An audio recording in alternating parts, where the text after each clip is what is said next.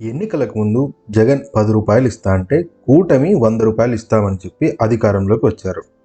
ఎన్నికలకు ముందు జగన్మోహన్ రెడ్డి రాష్ట్రాన్ని శ్రీలంక చేశాడు అన్నారు. కానీ జగన్ కంటే ఎక్కువ పథకాలు ఇస్తామన్నారు. జగన్ ఇంతకు మించి ఎక్కువ ఇస్తా అని చెప్తే అది మోసం చేసినట్టు అవుతుంది. ఇంతకు మించి ఇవ్వడానికి కుదరదు అంటే చేత కాదు అన్నారు. మేము అధికారంలోకి వచ్చాక సంపద సృష్టిస్తాం, ఆ సంపదను పేద ప్రజలకు పంచిపెడతామన్నారు. కానీ అధికారంలోకి వచ్చాక మాత్రం రాష్ట్రం ఆర్థిక పరిస్థితి ధ్వంసం చేశారంటూ జగన్ ప్రభుత్వం మీద ఆరోపణలు చేస్తూ సరిపెట్టుకుంటున్నారు. ఏ మీటింగ్కి వెళ్ళినా చాలా ఇవ్వాలనుకున్నాం కానీ ఖజానా ఖాళీగా ఉంది అని నవ్వుకుంటూ చెప్తున్నారు. ముఖ్యమంత్రి చంద్రబాబు గారు చేస్తున్న ఈ వ్యాఖ్యలను బట్టి చూస్తే అసలు పథకాలు అమలు చేస్తారా, కనీసం కొన్నైనా ఇస్తారా అన్న అనుమానం అయితే కలుగుతుందనే చెప్పాలి. గతంలో వైఎస్ఆర్సీపీ అధికారంలో ఉన్నప్పుడు జగన్ బటన్లు నొక్కడం తప్ప ఏం చేయడం లేదు, ఆ బటన్లు నొక్కడం ఏముంది, మంచం మీద ముసలమ్మ కూడా నొక్కుతుంది అంటూ హేళన చేశారు. కానీ ఇప్పుడు ఆ బటన్ నొక్కడానికి అధికార పార్టీలకి కష్టంగా ఉంది అంటున్నారు.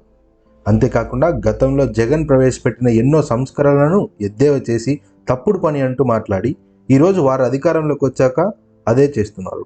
గతంలో కేంద్రం ఆదేశాల మేరకు రైతుల పొలాలకు మీటర్లు పెడితే ఆ మీటర్లని పగలగొట్టండి అంటూ వ్యాఖ్యలు చేశారు.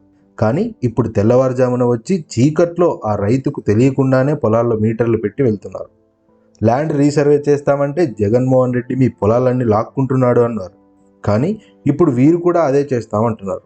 జగన్మోహన్ రెడ్డి ఉద్యోగులకి సిపిఎస్ ఇవ్వడం కుదరదు, అందుకే జీపీఎస్ అమలు చేస్తామంటే మేము అధికారంలోకి వచ్చాక ఆ జీపీఎస్ రద్దు చేసి సిపిఎస్ ఇస్తామని చెప్పారు. కానీ జీపీఎస్ కొనసాగిస్తామంటూ జీవో రిలీజ్ చేశారు. అది కాస్త వ్యతిరేకం కావడంతో అధికారులు మాకు తెలియకుండానే ఇచ్చారు, మేము వెనక్కి తీసుకుంటామన్నారు. ఇలా గత ప్రభుత్వం చేస్తే తప్పు, మనం చేస్తే మంచి అన్నట్టుగా అధికార పార్టీల శైలి కనిపిస్తుంది.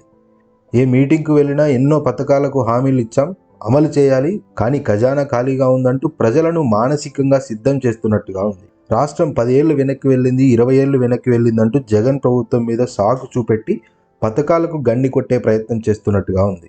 సో చూడాలి మరి, ఇలానే గత ప్రభుత్వం మీద సాకులు చూపెట్టి పథకాలను అమలు చేయరా, లేదా సంపద సృష్టించి పథకాలను అమలు చేస్తారా అన్నది.